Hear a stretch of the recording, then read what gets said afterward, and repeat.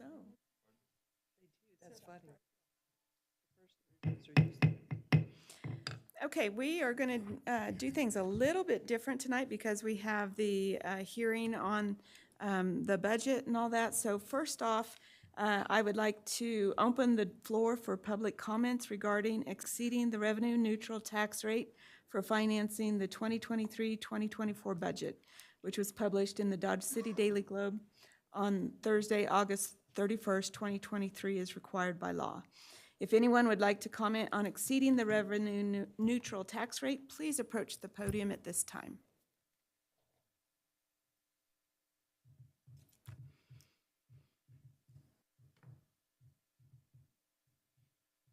Okay, well, we have to wait almost 3 minutes before we can move on, so.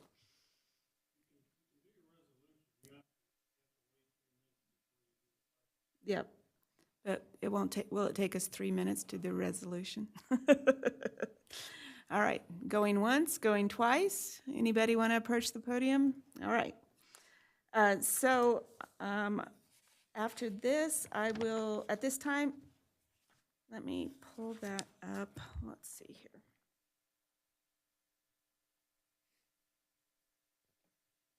At this time, I would entertain a motion to adopt Resolution 2023-0911,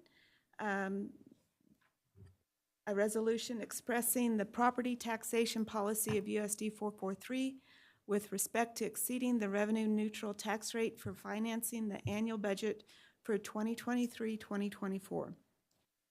The Board of Education is respectfully requested to authorize the board clerk and board president to sign the resolution and file with the Ford County Clerk. This is a roll call vote, so I will read out your name and then you vote yes or no when I call out your name. So, Board Member Ryan Osmus. Yes. Jamie Lewis Gonzalez, not here. Jeff Hires. Yes. Tracy Rankin. Yes. Tammy West. Yes. Jared Gertson. Yes. Lisa Killian, yes.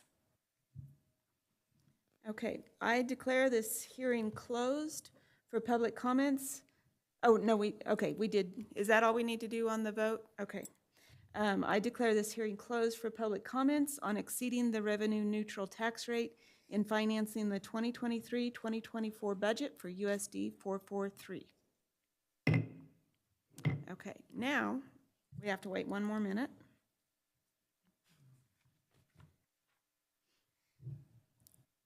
All right, I've got 6:03. All right. So now, at this time, I would like to open the floor for public comments regarding the fiscal year 2023-2024 budget. Is that, or do I start? I'm getting confused here. Yeah, you're on the right track. I'm good? Okay. We're in a budget hearing now. Okay. The fiscal year 2023-2024 budget, which was published in the Dodge City Daily Globe on Thursday, August 31st, 2023, is required by law. The board's consideration and final adoption of the budget is scheduled for later in this meeting. The published budget keeps the total mill levy for 2023-2024 at 57.055 mills. If anyone would like to comment on the published budget before the board takes action on it later in the meeting, please approach the podium at this time.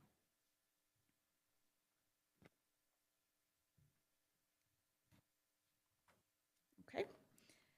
Seeing no one, I declare this hearing closed for public comment on the 2023-2024 budget for USD 443. All right, now I will call to order the Board of Education meeting for Monday, September 11th. We have all board members present except for Jamie Lewis Gonzalez. Her son has a football game, so she's doing that. We will do the Pledge of Allegiance, and I think it's fitting today that we remember that 22 years ago, our country was really appreciating the freedoms that we have today. So if everyone would stand to do the Pledge of Allegiance with me. I pledge allegiance to the flag of the United States of America and to the republic for which it stands, one nation, under God, indivisible, with liberty and justice for all.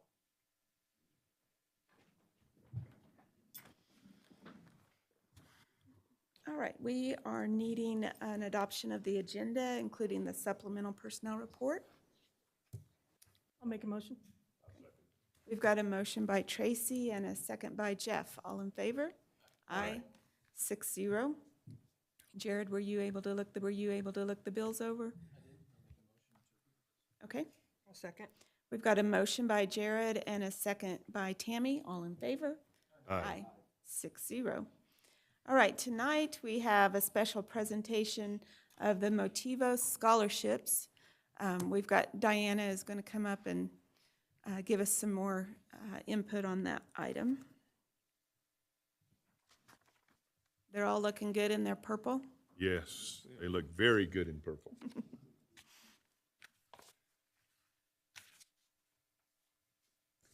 Good evening. We just wanted to take the opportunity this evening to introduce you all to the 9 scholarship recipients we've had for Motivos. Just as a reminder, the Motivos grant, the Motivos 45 grant represents the 45 different countries that we have represented in Dodge City in our public schools.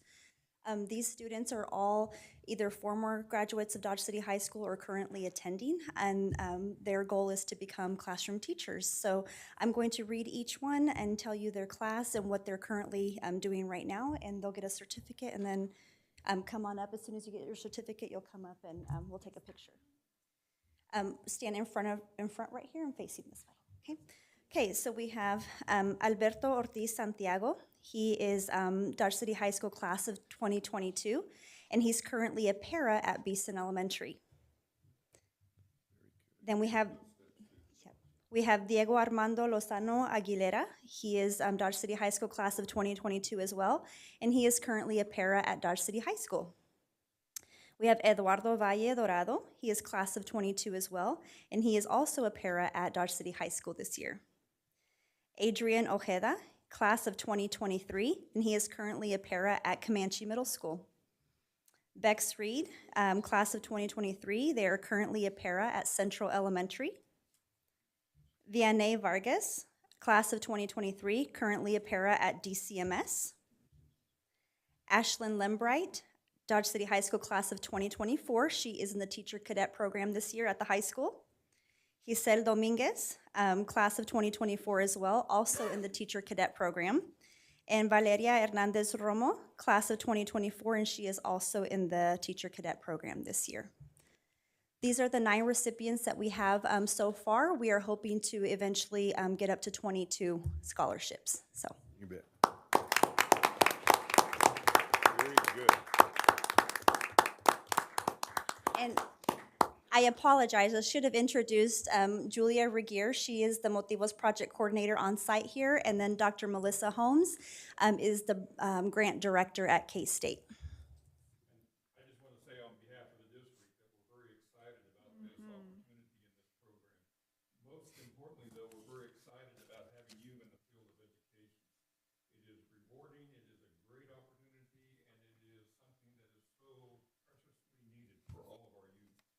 So you have a great opportunity in front of you, and I look forward to you taking advantage of it. But I want you to know we're very proud that you represent us already, and we look forward to you representing us in the future.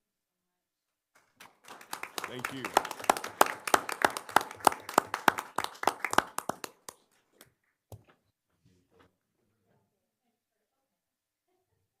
That's why nobody else wants to be president.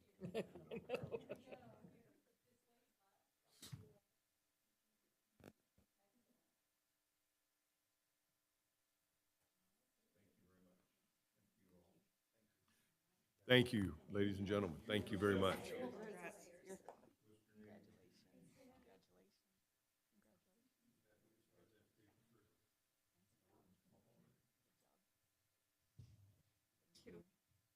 Go Cats. Excellent.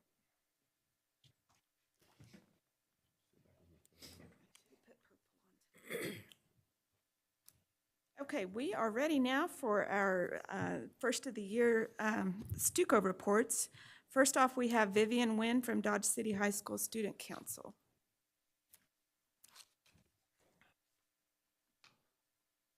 Doesn't look like Vivian to me.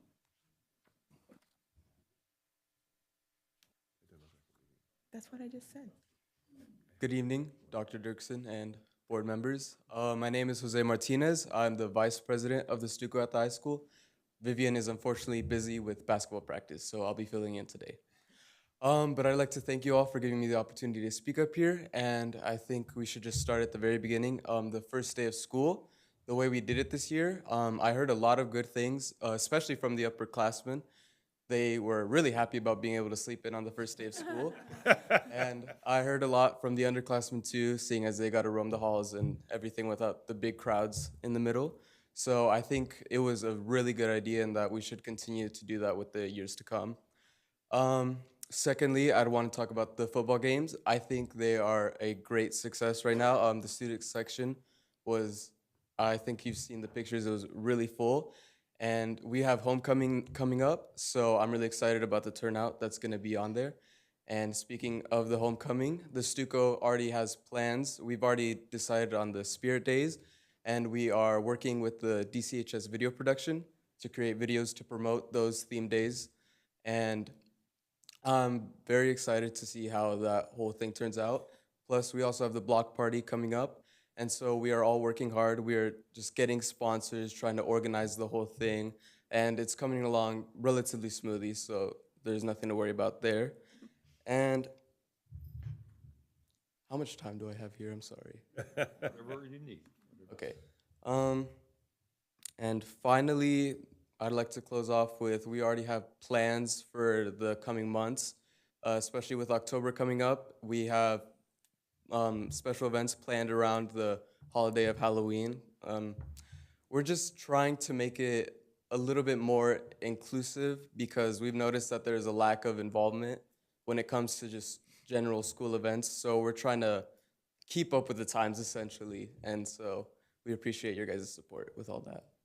Very good. Any questions for me? Anything else? Thank you for Thank your you very report. much. I Well, thank appreciate you very being much. here. You bet.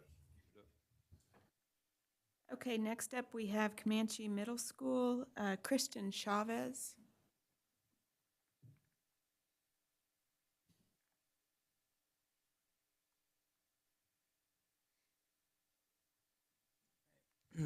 Good evening, board. I'm Christian Chavez, as said. I was just recently elected president of the CMS Stuco. Did have a vice president, but she's a little busy right now with a volleyball game, so she couldn't be here. To start off with, I would like to talk about what we're doing, learning in school. Currently in math, or what I'm doing, some advanced. We're learning about how to do expressions and how to evaluate those. Social studies, we are currently learning about the history of Jamestown and Plymouth, how they came into civilization. We are learning how to retone in authors' texts, and we're also learning how to do scientific expressions and how to make them. We are currently planning for homecoming because it's coming up for football. We're currently planning that and a Halloween dance for our students. We're trying to help promote, student activity, more interaction in that. We also have some fundraisers to help for those dances. We have our snackogram, which will be held during conferences, where parents and students can buy snacks for students and help write little helpful notes during school. As we have a long time till lunch, so snacks are greatly appreciated. We're also holding a pie teacher. Students can buy tickets for an admin they want to pie, and then at the end of the time limit, whoever has the most votes will get pied by a student. Yeah.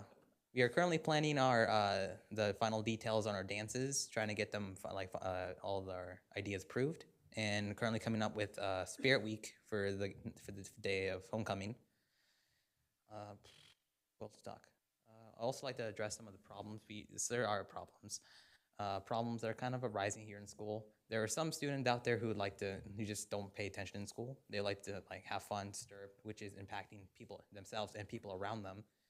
and it's impacting their grades. So we're just trying to help find a healthier environment so people can stay on task and learn, and also just making sure they turn in assignments, right?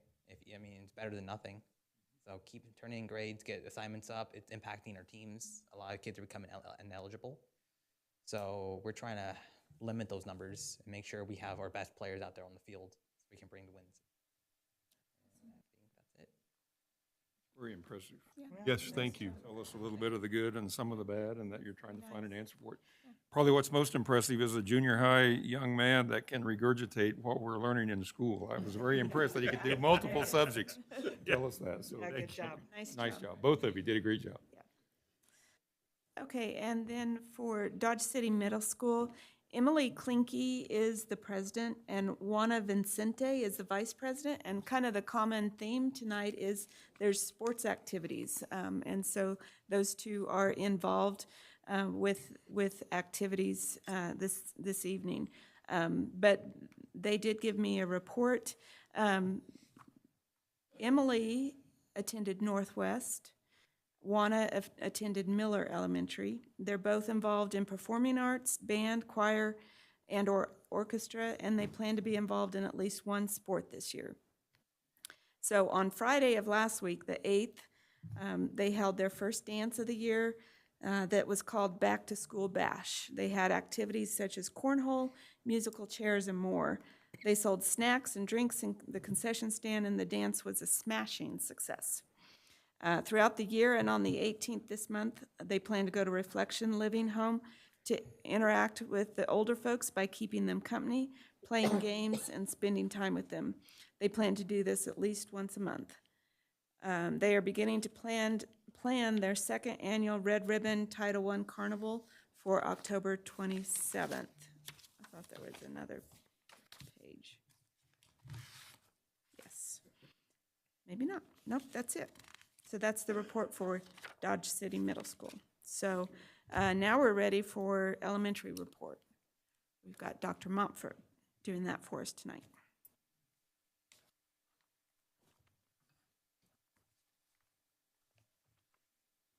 Good evening, board members, Dr. Dirksen. I realize now it would look a lot better if I would have memorized this, but I brought a script.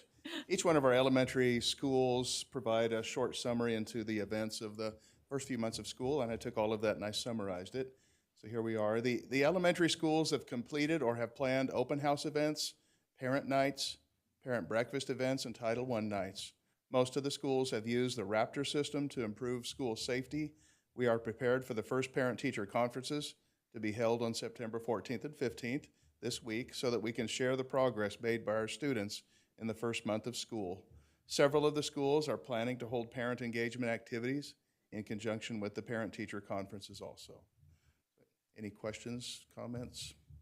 All right, thank you. Well done. Thank you, Well Doctor. done. All right, now we're ready for recognition of visitors. Persons may present ideas or concerns regarding USD 443 schools. No action will be taken by the board at this meeting. Personalities and behavior of employees are not to be presented during this period, but are to be reported to the employee's immediate supervisor. The president shall determine the amount of time to be spent for citizen participation. So if you would like to address the board, please approach the podium at this time. Seeing no one, we'll move on to the consent agenda, which includes the approval of personnel, including the supplemental personnel report, approval of minutes from our August 28th Board of Education meeting, approval of 2023-2024 Site Council membership list for Beeson, Central, Lynn, Miller, Ross, Sewell, Sunnyside, Comanche Middle School, and Dodge City Middle School. For information only, Head Start Information Memorandum ACF-IM-HS-23-04, and the Head Start Governance Training for the Board of Education, and finally, approval of donations to Dodge City High School with the attached list. Mrs. Mendoza has gotten smart and just done a whole list instead of doing separate ones for each donation. So that's our consent agenda.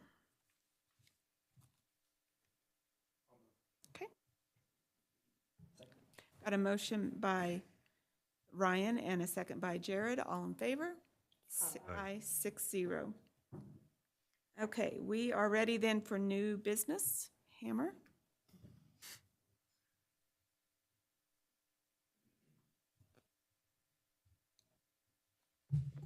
Good evening, board members.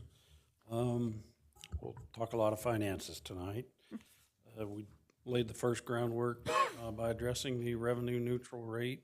The next piece of business is also foundational to building the budget, and that is adopting the resolution for the supplemental general fund, or the LOB, local option budget. Back in 2018, the board had voted to up that from the state average of 30% to 33%, but they still ask us to come back and do that every year. I think this year now the state average is actually 31%, so technically if the state average gets to be 33%, we won't have to do this. But in order for the budget that I'm going to talk about next to work, we have to approve this at 33% instead of the state average of 31. So it's that difference there. It needs to be done by resolution instead of by a regular motion. It's something that we've done for the last, well, since 2018 anyway.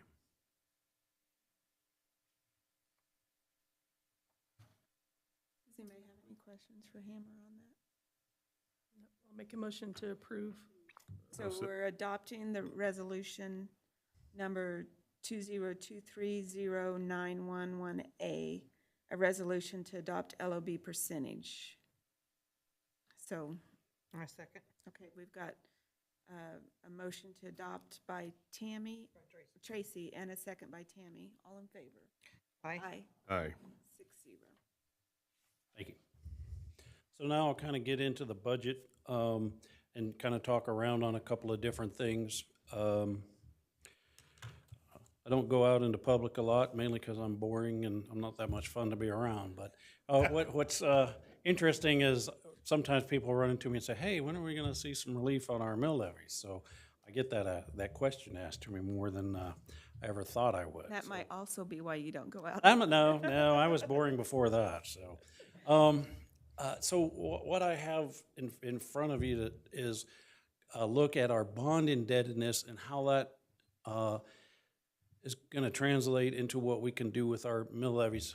Not this year. I'm not proposing any changes to the bond and interest mill levy this year, but we have some very good news on the horizon, and I want to go over that with you briefly. But you see the column there that says we have two sets of bonds that were issued in 2015 and bonds that were refinanced in 2021. And the balance there, for 2015 is $22.2 million and $48.3 million.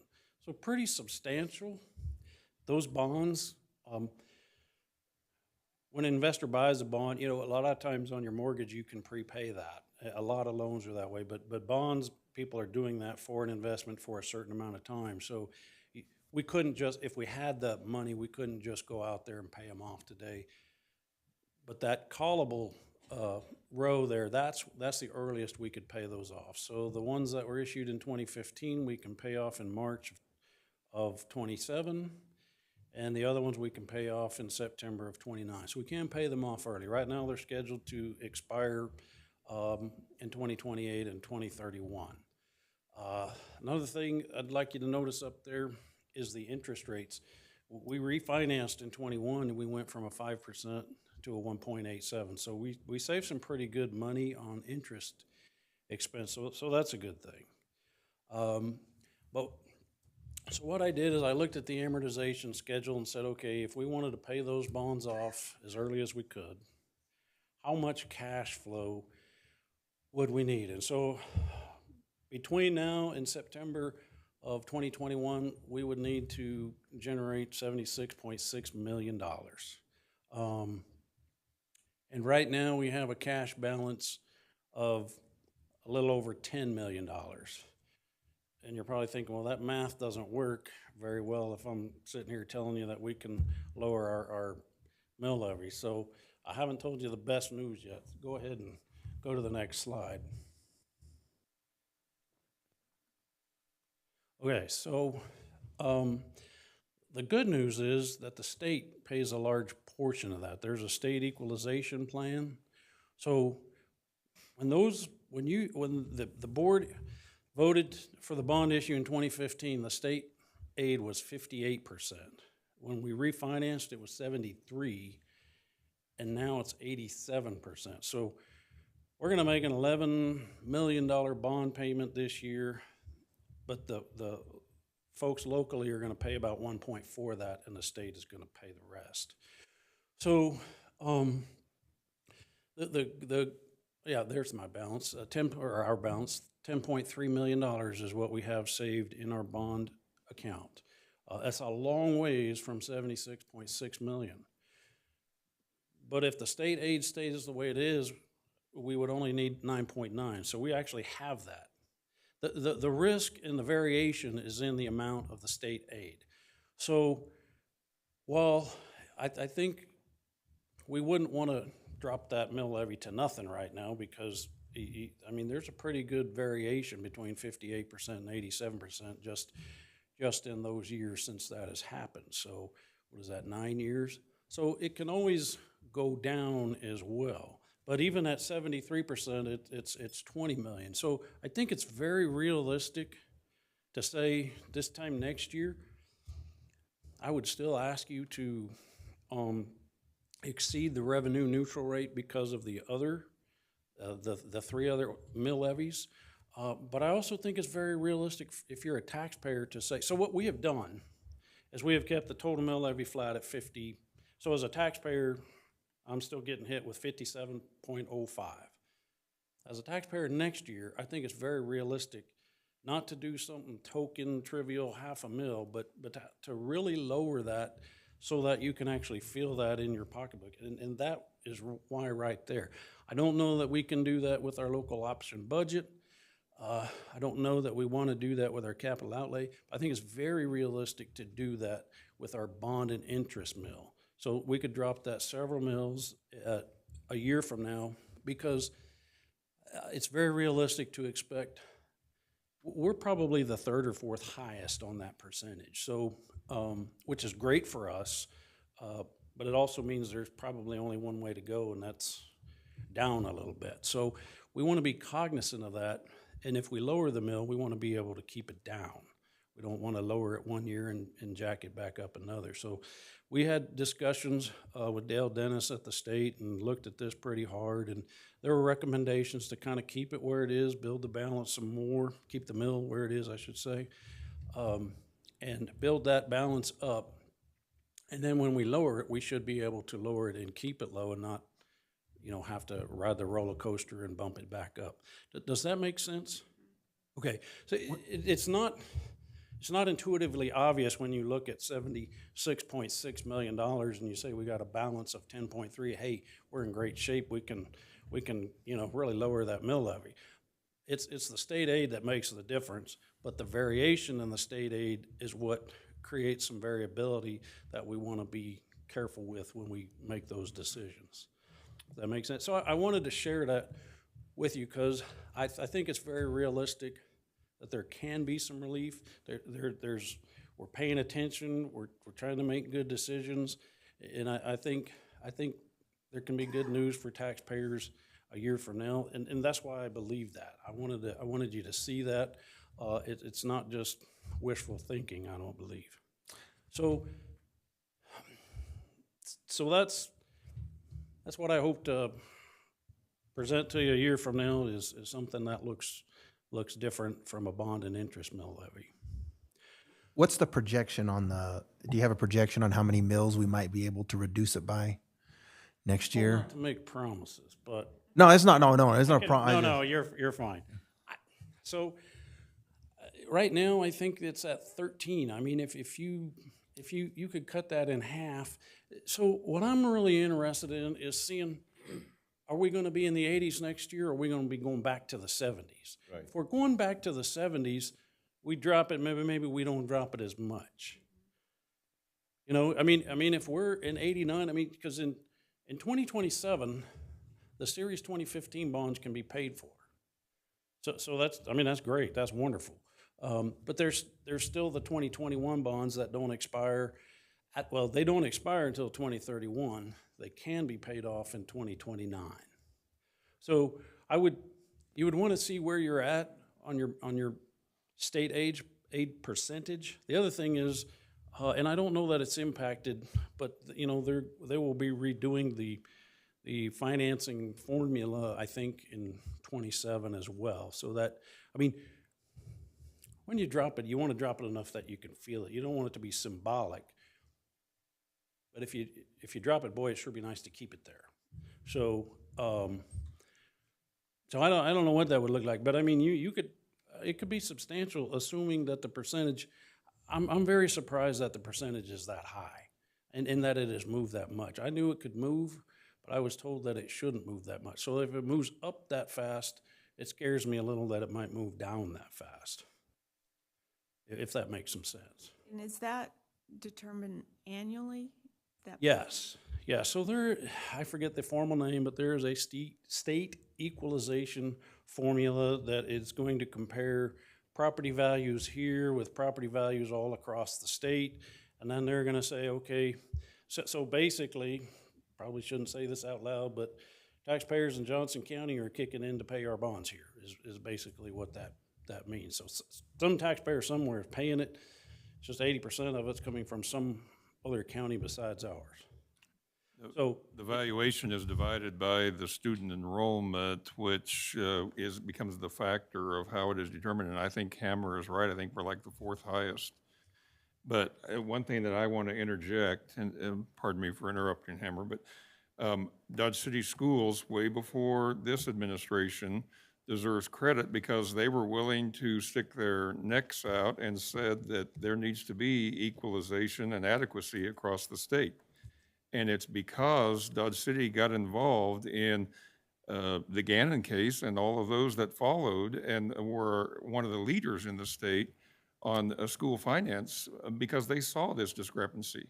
And so this formula is a direct result of that work, and then we become a benefactor in that way so that we can have the same things they do have in larger, wealthier districts. And so there's a credit here also that needs to be seen. And the only thing I want to add is we obviously can't see the future. Hammer definitely has been talking about, hopefully next year we can lower that mill rate, and we will if we can. That's the only promise we can make, is that we will if we can.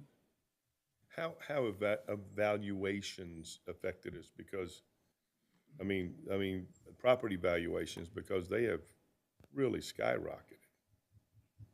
At least at my house it did. So, yeah, I wished I had thought of it last week. I didn't.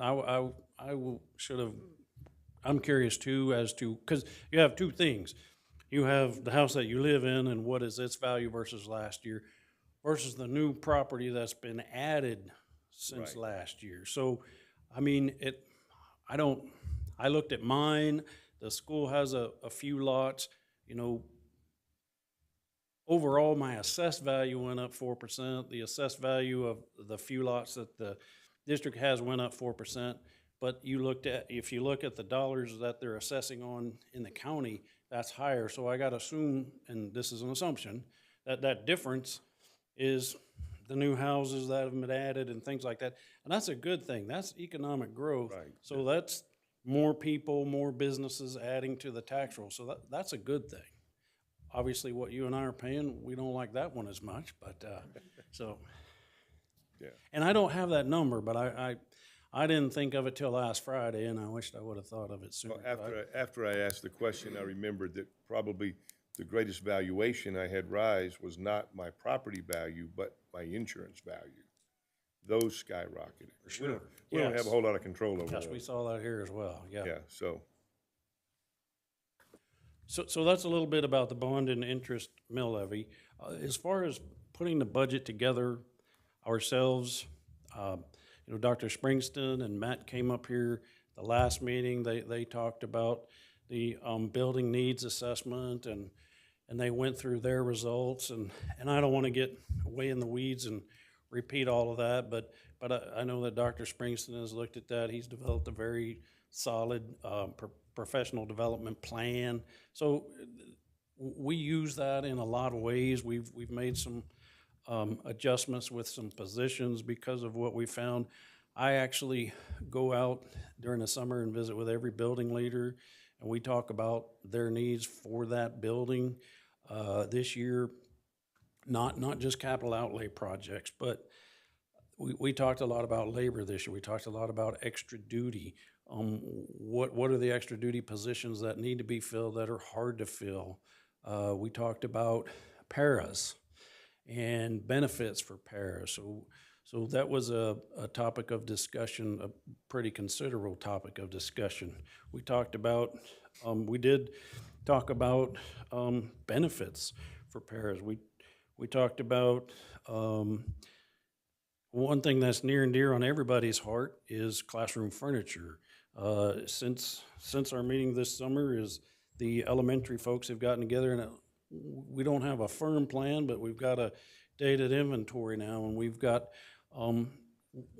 they've selected furniture that they want. So now when we meet as a capital outlay committee, we'll look at those and get an idea of where those should be spent now that they know what they have in each building. And we haven't done that at the secondary level, but that's the plan to get that done.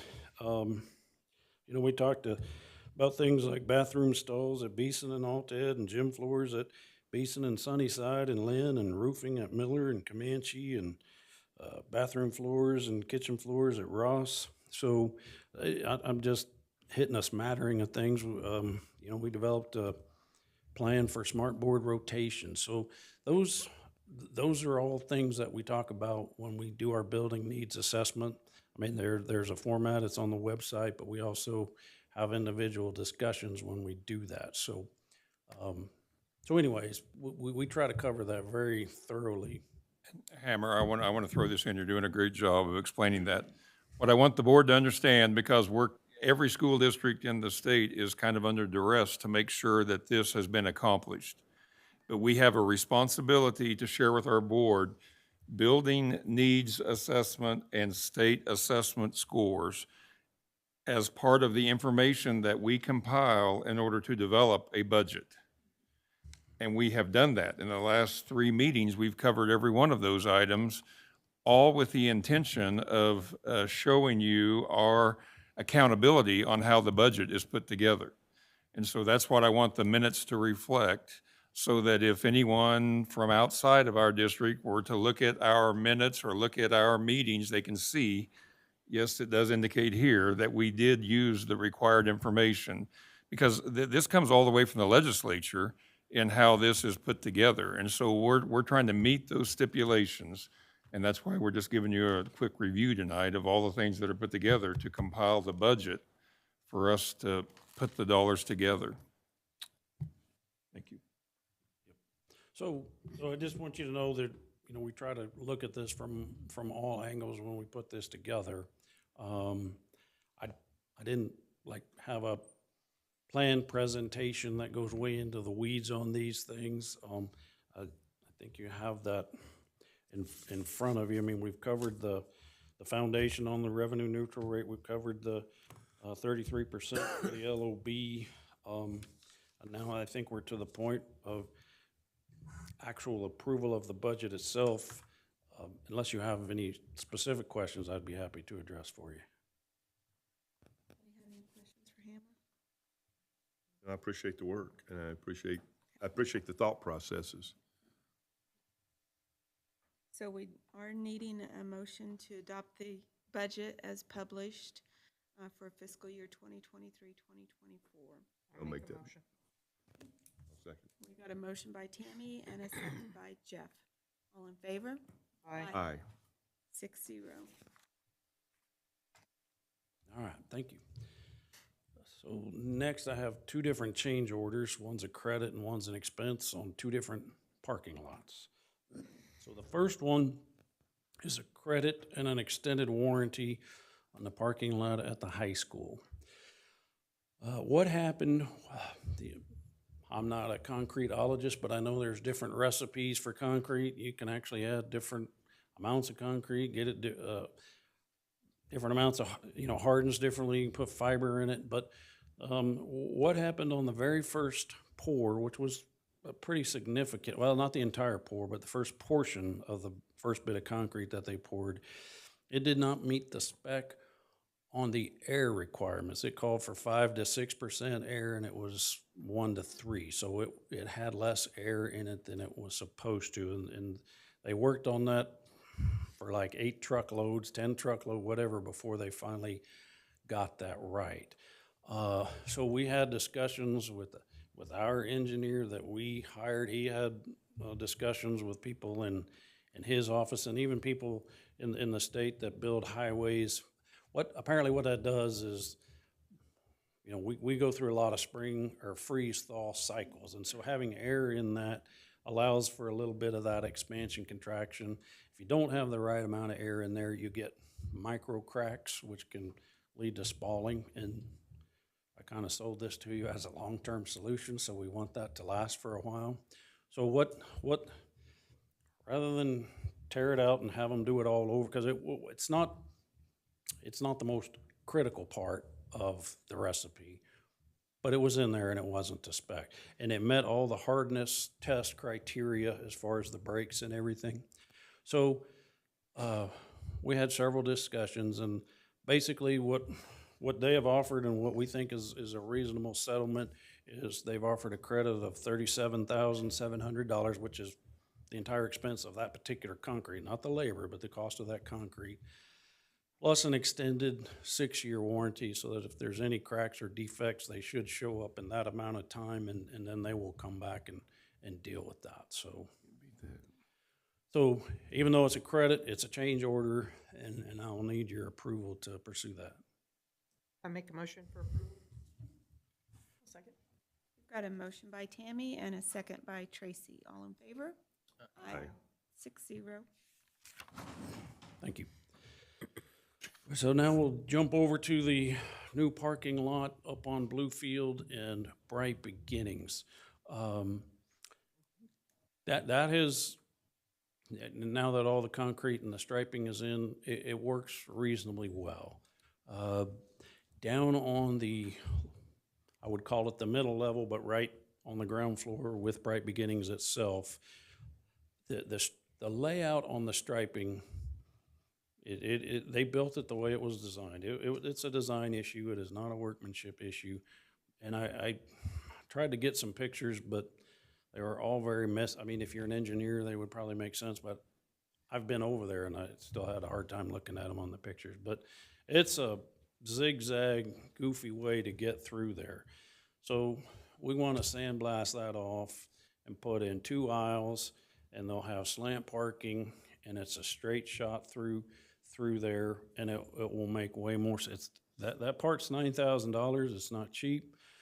And the people, God bless them, they make it work because they drive through it. They've figured it out. But if you're new to there, you do not know how to get through there. So part of this change orders for that. The second part of the change order, that parking lot, you enter and exit off of First Street. It has 1 lane that goes in, and it has 2 lanes that go out. One forces you to turn left, and one forces you to turn right. Well, the right turn lane only goes about halfway from First Street to the first intersection. It works, but it would work much faster if that right turn lane was extended all the way back to the first intersection. So we learned a lot. There was a lot of people involved. A lot of people spent time looking and watching, but it's very interesting when you mix. I mean, it's a parking lot, so you're always mixing pedestrians and vehicles.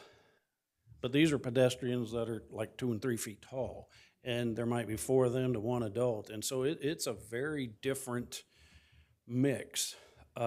So trying to make that safe and trying to get people out of there quickly. It doesn't back up on First Street too much, but I think it's something that would help the flow. And to be perfectly honest with you, there's a good chance I will ask you for another change order for some sidewalk and crosswalk enhancements. One thing that no one figured on was the amount of stroller traffic.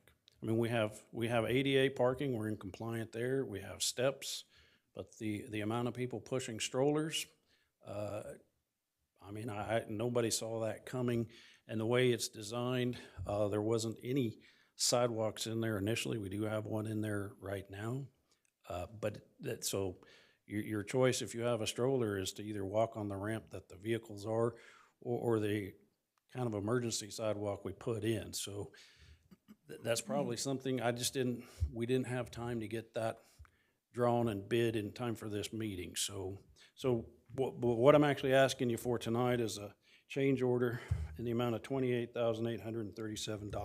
I do want to point out that even with this change order, we will not exceed the normal or the contracted price. Our maintenance guys have done a great job. They've taken on some of that work and self-performed it. So, for example, they've done some demo out there. We bought the seats. They installed the seats. So we have about $135,000 credit for work that they did. So this is not in the original scope. It is a change order. You do have to approve it. But even with this, as of right now, we are still on track to come in under budget. I want to share a compliment and let you know with certainty that Hammer has studied this very hard, and it looks like he's been on vacation, but that's actually sunburn from the fact that I think today's the first day since school started that Hammer hasn't been out there himself helping guide traffic and watch all of the flow through, and so he's really understood how this process works. And also, it shows how concerned he is about the safety of all the young people and the teachers and parents as well.